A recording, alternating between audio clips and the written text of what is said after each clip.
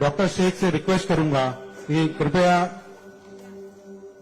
हमें अपने बारे में थोड़ा बताएं और अपने विचार रखें।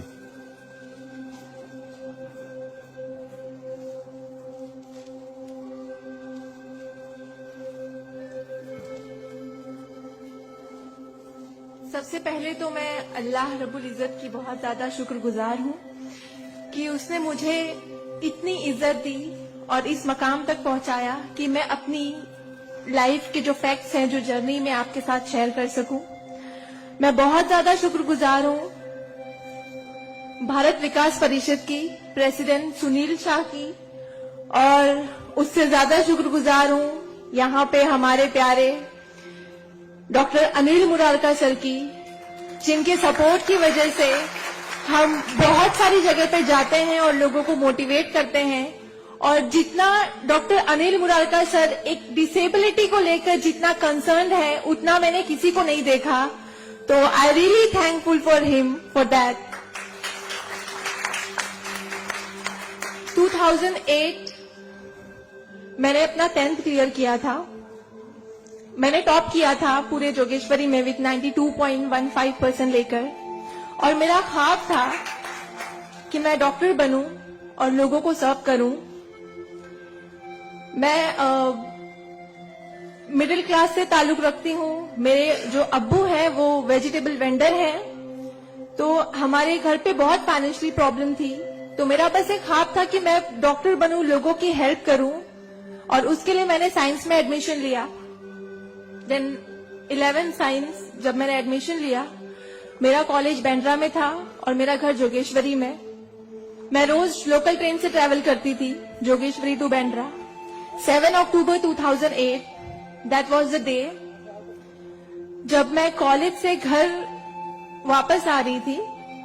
मेरे सेमेस्टर चल रहे थे उस वक्त, और सुबह 10 बजे का वक्त था। 10 बजे आप सब लोग मुंबई से बिलोंग करते हैं, सबको पता है लोकल ट्रेन में बहुत रश आर होता है। वो ट्रेन जब अंधेरी से निकली, मैं अपनी सीट से उठी और मुझे नेक्स्ट स्टेशन मेरा जोगेश्वरी था, मुझे वहां उतरना था। लेकिन मेरे सीट से उठने और स्टेशन के आने तक के बीच में वो एक लम्हा था जिसमें मेरी पूरी जिंदगी बदल गई। मैं जब सीट से उठी, उसके नेक्स्ट मोमेंट मैंने अपने आप को ट्रेन की पटरियों के नीचे पाया, और जब मेरी आंखें खुली तो वही ट्रेन जिसमें मैं ट्रैवल कर रही थी वो मेरी आंखों के ऊपर से बहुत तेजी से गुजर रही थी। एक लम्हे को लगा कि मैं कोई ख्वाब देख रही हूं, लेकिन जब ट्रेन पूरी तरह से मेरे पैरों से गुजर गई, मैं वहां हेल्पलेस थी। और जब बहुत दूर जाके किसी ने ट्रेन रोकी, वो ट्रेन रुकी, और उस ट्रेन को रुकता हुआ देखकर मुझे एहसास हुआ कि मैं कोई ख्वाब नहीं देख रही हूं, मैं सच में ट्रेन से गिर चुकी हूं, और मैंने अपनी दोनों टांगे उस ट्रेन के पहियों के नीचे आ गई है जिसमें मैं ट्रैवल कर रही हूं। वो पूरी 12 डब्बे की ट्रेन मेरे पहियों से गुजर गई। किसी ने चेन रोकने की हिम्मत नहीं की, और मैं जब वहां गिरी तो लोगों ने मुझे देखा, और 10-15 मिनट बाद काफी लोग आए, मेरे आसपास खड़े हो गए। मेरे पास सेलफोन नहीं था। मैंने अपनी बैग से उस वक्त डायरी निकाली, मैंने लोगों को फरियाद की, बहुत रिक्वेस्ट की, बहुत रोया वहां पर कि मेरे घर पे एक फोन कॉल करके बता दो कि मैं यहाँ पे हेल्पलेस पड़ी हूँ विथ हेवी ब्लीडिंग, मेरे बचने की कोई चांस नहीं है। एटलीस्ट मेरे घर वालों को पता होना चाहिए कि मैं यहाँ पे इस हालत में हूँ, मुझे लावारिस लाश बन के नहीं मरना है। बट उस वक्त मैं यही कहूंगी कि अल्लाह ताला की मसलहत थी। अल्लाह ताला उस वक्त जो मेरी तकदीर में था, किसी ने मेरी हेल्प नहीं की, और मैं वहां पे 30 मिनट ऑलमोस्ट मैं ट्रैक पर विथ हैवी ब्लीड, मेरे दोनों पैर ट्रेन के पहियों के नीचे आ गए थे। मैं उसी हालत में पड़ी रही और मैं कॉन्शियस थी। मैं बस लोगों के सामने रो रही थी कि मुझे कोई पानी पिला दो, कोई घर वालों को कॉल कर दो, लेकिन किसी ने हेल्प नहीं की। And after 30 minute I got railway help. Then मुझे गवर्नमेंट हॉस्पिटल लेकर जाते हैं, वहां पर भी कुछ ओटी स्ट्राइक होता है, मुझे फौरी ट्रीटमेंट नहीं मिलता है। एंड देन मेरा एक्सीडेंट सुबह 11 बजे होता है, और मुझे 6 बजे जब मेरी फैमिली प्राइवेट हॉस्पिटल लेकर जाती है, then I got treatment. And उसके बाद 16 साल की थी मैं जब मेरे साथ ये एक्सीडेंट हुआ। आप समझ सकते हैं 16 साल की उम्र में 1 मिनट में मेरे 2 पैर कट गए थे, मैं डिसेबल हो गई थी, मैं हेल्पलेस हो गई थी। मैं खुद से उठ नहीं पा रही थी, ना बैठ पा रही थी, ना एक तरफ से दूसरी जगह मूव हो पा रही थी। मैं मेंटली डिसेबल हो गई थी, फिजिकली डिसेबल हो गई थी और फाइनेंशियली कंडीशन भी काफी वीक थी। वो सारी चीजें मेरे दिमाग में चल रही थी और जब लोग मुझे देखने आते थे तो कुछ लोग हमदर्दी में नेगेटिव कमेंट्स भी करते थे कि 16 साल की बच्ची है, 2 पैर खो दिए हैं, सारी जिंदगी माँ बाप के ऊपर बोझ रहेगी, ये जिंदा क्यों है, इससे अच्छा ये मर जाती। ये सारी बातें लोग आके जब मेरे सामने करते तो मेरे जहन में वो सारी बातें चलती कि सीरियसली मुझे अल्लाह ने जिंदा क्यों रखा। जब मुझसे दोनों पैर ही लेने थे 16 साल की उम्र में, मैं खुद से मूव नहीं कर सकती हूँ, मेरी मम्मी को इतना सब कुछ झेलना पड़ रहा है। जिस उम्र में मुझे अम्मी की हेल्प करनी चाहिए उस उम्र में वापस से मम्मी मुझे गोद में उठाकर लेकर जा रही है, वापस से मेरी खिदमतें कर रही हैं। तो मेरी जिंदगी का मकसद क्या है? मुझे दोबारा जिंदगी क्यों दी अल्लाह ने? मैं बहुत शिकायतें करती थी अल्लाह से, मैं बहुत रोती थी, लेकिन उस मुश्किल वक्त में मेरे कॉलेज, मेरे स्कूल टीचर्स और बहुत से ऐसे नेक बंदे भी थे जिन्होंने मुझे हौसला दिया। उनमें सबसे पहले मेरी फैमिली आती है, मेरी बड़ी सिस्टर की फैमिली आती है। मेरी मम्मी ने मुझे एक जुमला कहा जो जिंदगी भर और मैं हर फंक्शन में बोलती हूँ, वो कि बेटा तुम रो मत, तुम्हारे साथ आज जो ये हादसा हुआ है, अल्लाह ने तुमसे सिर्फ 2 पैर लिए हैं, तुम्हारे पास तुम्हारा दिमाग है, तुम इतनी फास्ट ट्रेन से गिरी हो, तुम्हारे सर पे चोट लग सकती थी, तुम्हारी जान जा सकती थी, लेकिन अल्लाह ने सिर्फ तुमसे 2 मामूली पैर लिए हैं। क्या पता फ्यूचर में तुम्हारे लिए बहुत कुछ रखा हो। तब मुझे बातें उनकी समझ नहीं आती थी, लेकिन अल्हम्दुलिल्लाह अल्लाह का लाख लाख शुक्र है कि आज इस मौके पर जब लोग मुझे एज अ इंस्पिरेशन समझते हैं, एक आइडियल करते हैं, तो मुझे समझ में आता है कि मेरी अम्मी सच बोलती थी कि हौसला रखो, सिर्फ 2 टांगे गई है। आज मैं जब अपने प्रोस्थेटिक लेग से चलती हूँ तो लोगों को पता नहीं चलता कि मेरे पास 2 पैर नहीं है, मेरा एक पैर थाइस के पास से नहीं है, दूसरा नी के पास से नहीं है, बट लोगों को ये अंदाजा नहीं होता है। तो बस मेरी अम्मी ने जो एक बात कहा था कि अल्लाह पे यकीन रखो बच्चा, तुम्हारे साथ जो हो रहा है और जो होगा वो सब अल्लाह ने प्लान किया हुआ है, तुम बस हिम्मत मत हारो कभी भी और बस डटे रहो अपने जुनून के पीछे कि तुम्हें डॉक्टर बनना है। तुम्हारी 2 टांगे नहीं तो क्या हुआ, तुम्हारे पास दिमाग है, तुम ज़हीन हो, तुम आगे बढ़ो।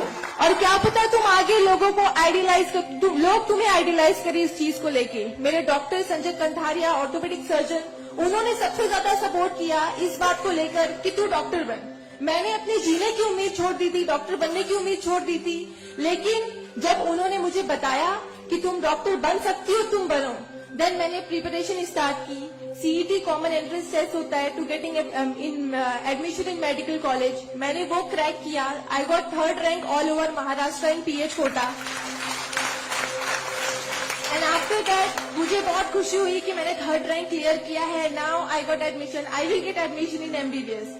बट वहां पर भी एक प्रॉब्लम थी मेरे लिए कि मुझे डिसेबल परसेंटेज 89% डिसेबल हूं मैं, और मेडिकल में एडमिशन के लिए 40 to 70 there is a criteria to get admission for MBBS. मैं मोर देन 70% डिसेबल हूँ, ये कहकर मुझे उन्होंने डिनाई किया कि आप एलिजिबल नहीं हो, आप एमबीबीएस में एडमिशन नहीं ले सकते हो, आप डॉक्टर नहीं बन सकते हो। तो उस बात को लेकर मैं बहुत डिप्रेस हो गई। देन मैंने वापस अपने डॉक्टर से हेल्प मांगी, उन्होंने मुझे एक मशवरा दिया कि आप हाईकोर्ट जाओ, बॉम्बे हाईकोर्ट। और जिस बात के लिए एक नॉर्मल स्टूडेंट को सिर्फ पढ़ाई करनी होती है, अच्छा रैंक लाना होता है, मुझे उस चीज के लिए मैंने वो किया, लेकिन उसके बाद भी मुझे बॉम्बे हाईकोर्ट जाना पड़ा। एंड मैं गई, मैंने अब हार नहीं मानी और मैं गई, बिकॉज वो मेरा हक था, मुझे डॉक्टर बनना था। और जब मैंने वापस अपनी नॉर्मल जिंदगी स्टार्ट की अपने प्रोस्थेटिक लेग से, मैंने आना जाना शुरू किया, अकेले ट्रेन ट्रैवल करना शुरू किया, देन मैंने रियलाइज किया कि मेरे अंदर कोई कमी नहीं है, मैं एक नॉर्मल लड़की हूँ, मेरे पास पैर नहीं तो क्या हुआ, मैं लोगों को सर्व कर सकती हूँ, मेरे अंदर पैशन है डॉक्टर बनने का। तो मैंने वो बस अल्लाह पे यकीन रखा और मैंने ये सोचा कि अगर अल्लाह ने मेरी किस्मत में रखा है डॉक्टर बनना तो मैं जरूर कोर्ट में फाइट करूंगी। एंड देन मैं बॉम्बे हाई कोर्ट गई इन 2011 और वहां पे मेरा केस मोहित शाह, चीफ जस्टिस मोहित शाह ने देखा, उन्होंने मुझे ऑब्जर्व किया, मेरे प्रीवियस स्टडी रिकॉर्ड्स देखे, वो सारी चीजें देख के, और उन्होंने जब मेरा पैशन देखा डॉक्टर बनने का, सर्व करने का, देन उन्होंने मेरे फेवर में फैसला दिया। एंड 2011 अल्लाह का लाख लाख शुक्र है कि मुझे इंडिया के टॉप मोस्ट कॉलेज में एडमिशन मिला, which is Saint GS medical College and KM Hospital. Then 2011 में मैंने अपना एमबीबीएस में एडमिशन लिया। वो जर्नी बहुत आसान नहीं थी मेरे लिए, क्योंकि मेरे पास 2 पैड नहीं है, और जब मेरी काउंसलिंग चल रही थी एडमिशन को लेकर, तो काफी जो डॉक्टर्स का पैनल था उन्होंने मुझे बहुत कुछ हकीकत बताई थी कि आपके लिए डॉक्टर फील्ड आसान नहीं है, इसमें पढ़ाई करना 5.5 साल, आपको एक ओपीडी से दूसरी ओपीडी जाना होगा, और तब मैं 2 क्रचेस यूज करती थी मेरे लिए। तो आपके लिए बिल्कुल भी आसान नहीं है, आप हार जाओगे, 1 साल पढ़ोगे, दूसरे साल आप डिनाई कर दोगे, एडमिशन नहीं लोगे, आप गिव अप कर लोगे। लेकिन बस मैंने दिल में ठान लिया था कि मुझे इन्हें गलत साबित करना है, और मुझे लोगों को प्रूव करके दिखाना है कि एक लड़की जो 89% डिसेबल है, जिसे लोग ये कहकर सुनाते थे कि सारी जिंदगी माँ बाप के ऊपर बोझ पर बनी रहेगी, उन्हें प्रूव करना है कि मैं डॉक्टर बन के लोगों को सर्व कर सकती हूँ। और जो मेरे दूसरे डिसेबल भाई बहन हैं, उन्हें भी शो करना है कि after disability, after accident, post accident जो लाइफ होती है वो आप नॉर्मल गुजार सकते हो अपने हौसले की बनिस्बत। तो मैं बस 5.5 साल मैंने बहुत कोशिश की, बहुत दर्द सहे, लेकिन मैंने अल्हम्दुलिल्लाह 2016 में फर्स्ट क्लास से मैंने अपना एमबीबीएस क्लियर किया।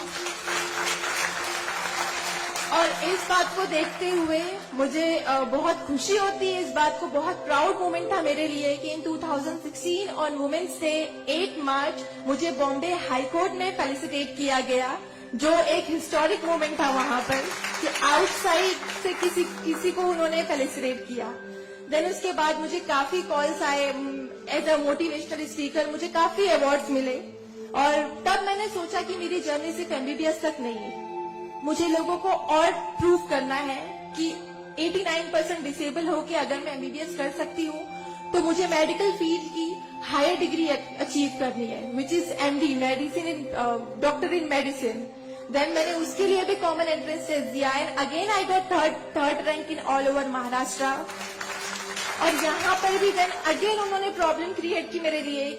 After completing my MBBS with flying colours, उन्होंने वापस मेरा मेडिकल एडमिशन डिनाई किया कि आप नहीं कर सकते हो because you are 89% disable. Then मुझे एक बहुत हम्बल इंसान मिले, member of parliament Kirit Somaiya sir, उन्होंने फौरन से मेरी एप्लीकेशन सेंट्रल हेल्थ मिनिस्टर के पास लेकर गए, और वहां से विद इन 2 डेज ये जो क्राइटेरिया है 40 to 70% डिसेबिलिटी का मेडिकल में एडमिशन के लिए, this is a 20 years old clause, और विद इन 2 डेज ये क्लॉज चेंज करवाया उन्होंने बिकॉज ऑफ माई एप्लीकेशन।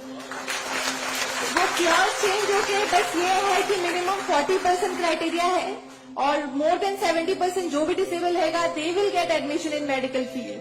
तो मेरी जो जर्नी थी यहाँ तक की, और उसके बाद मैंने रिसेंटली 2019 में मैंने एमडी में एडमिशन लिया, और which same college Saint GS medical college in KEM hospital, और मैं अभी रिसेंटली फर्स्ट ईयर रेसिडेंट हूँ एमडी पैथोलॉजी में। मेरी जो यहाँ तक की जर्नी है, मैंने बहुत अच्छे से तो नहीं बताया आपको, लेकिन बहुत सारी बातें मिस है इसमें बिकॉज मेरे पास टाइम नहीं है, आप लोगों को भी लेट हो रहा है। लेकिन ये सारी जो मेरी जर्नी है, ये सब बताने का मकसद यही है आप लोगों को कि जिंदगी में देखो चाहे कुछ भी प्रॉब्लम आए, बिकॉज मेरी लाइफ में मुझे लगता है कि सारी प्रॉब्लम्स थी, फाइनेंशियल प्रॉब्लम्स थी, फिजिकल प्रॉब्लम थी, मेंटल प्रॉब्लम थी, सारे ऑड्स थी मेरी लाइफ में, लेकिन मैंने बस 2 चीजें ध्यान में रखी। एक तो मेरी अम्मी की बात की अल्लाह पर यकीन रखो, अल्लाह अपने बंदों से 70 माओं से ज्यादा प्यार करता है। एक माँ हमारी छोटे से दर्द को बर्दाश्त नहीं कर सकती, वो तो 70 माओं से ज्यादा प्यार करता है, तो हमें दर्द में कैसे रख सकता है वो, तो उसने जरूर कुछ अच्छा रखा है हमारे लिए। अगर छोटी सी प्रॉब्लम आई जिंदगी में तो उससे हार नहीं मानो, उससे लड़ना सीखो, हमेशा अपना हौसला जिंदा रखो, बिकॉज आपके पास अगर हौसला है तो आपकी जिंदगी जीने की उमंग रहेगी, बिकॉज बगैर हौसले के कोई जिंदगी नहीं जी सकता। तो आप लोग प्लीज, अगर छोटी से छोटी प्रॉब्लम भी आए, कोई भी परेशानी आए, आप लोग लड़ना सीखिए और जिंदगी जीना सीखिए। बिकॉज मेरे एक्सीडेंट के बाद मुझे लगा मैं इतनी सारी कोशिशें नहीं करती तो मैं आज यहाँ पर खड़ी होके एज अ डॉक्टर आप लोगों से इंटरेक्ट नहीं हो रही होती। तो बस कभी भी हार मत मानिए। और ये एक शेर है आप सबके लिए, हौसले की तुर्कश में कोशिश का वो तीर जिंदा रख। तरकश मतलब जिसमें तीर रखते हैं। हौसले की तरकश में कोशिश का वो तीर जिंदा रख। हार चाहे जिंदगी में सब कुछ, हार जा चाहे जिंदगी में सब कुछ, मगर फिर भी जीतने की उम्मीद जिंदा रख। Thank you so much, thank you all of you, मुझे इतने अच्छे से सुनने के लिए। और मैं बहुत ज्यादा थैंकफुल हूँ डॉक्टर अनिल सर की और भारत विकास परिषद की कि उन्होंने मुझे इतना सुनहरा मौका दिया आप लोगों से इंटरैक्ट का। Thank you. धन्यवाद।